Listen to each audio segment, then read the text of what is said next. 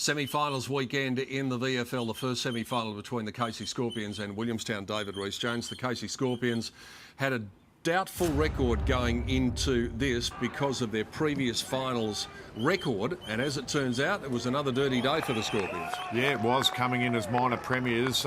Expected to do a lot better, especially on their own turf. Look, it was difficult conditions, very windy day and wet on occasions, but Williamstown just handled it better right from the start. Yeah, the statement of intent was there from Williamstown when they kicked 3 goals, 3-0 in the first quarter. First time the Scorpions have been held goalless since early, or scoreless since early in 2009. And some of the mistakes that they made, an experienced player like Evan Penoza coming up with that, you just thought that it was going to be a bad day for them. Yeah, and it was the amount of pressure that Williamstown really did apply to Casey, and it just went from the first bounce, and they just tackled, they chased, they harassed.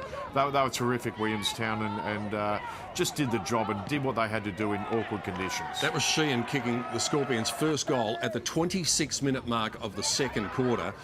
It was only a goal apiece in that second term, and then all of a sudden Williamstown put the foot down. Panos in the first minute of the third quarter, and that was demoralising for the Scorpions to have a goal scored that early. In fact, they got 2 goals in the first 3 minutes. Yeah, and this was the second one from Vez Premier, who also was very dangerous up forward. And 2 goals in 3 minutes straight after half-time. That just really zapped any confidence or any chance that Casey really thought they had of winning the game. Remarkable kick here from Tom Hill. That is straight into the teeth of the breeze. It almost came down vertically, and yet he was still able to kick the goal.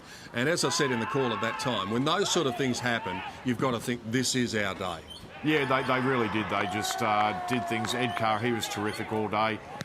It was the pressure that was applied, and this is one of the only times that Casey went long and strong, and they were able to get a goal out of it. And they really did mess around with the ball too much and tried to play dry weather football in a wet and windy conditions. They were a bit unlucky there because it should have definitely been a free kick, but Matthew Panos was able to kick his third goal. It was 2-4 to 2-1 in the last quarter, so the Scorpions actually won the quarter, and they won the second quarter as well. So it's amazing to think that they won 2 of the 4 quarters, but they walk away with a 37-point loss, and that's going to be very disappointing. As I said, in light of their finals record in recent years, they've now lost their last 8 finals, and Williamstown have won their last 8 games of season 2012, so they're going to take some confidence in against Port next week. Yes, they are. They're coming up against the reigning premiers next week, and that's a different occasion for them, and it's going to be at Port's home ground, but they're in good forms, and if they come out with the attitude they had from the start of this match, there's no reason why they can't beat Port. Yeah, their tackling pressure in particular was simply fantastic.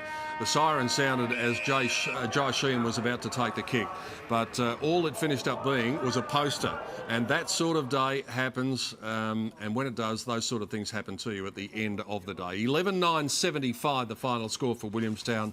The Scorpions 5-8-38, the margin 37 points. The minor premiers, the Scorpions, bow out, and Willie goes on to the prelim against Port Melbourne next week. What a beauty that should be.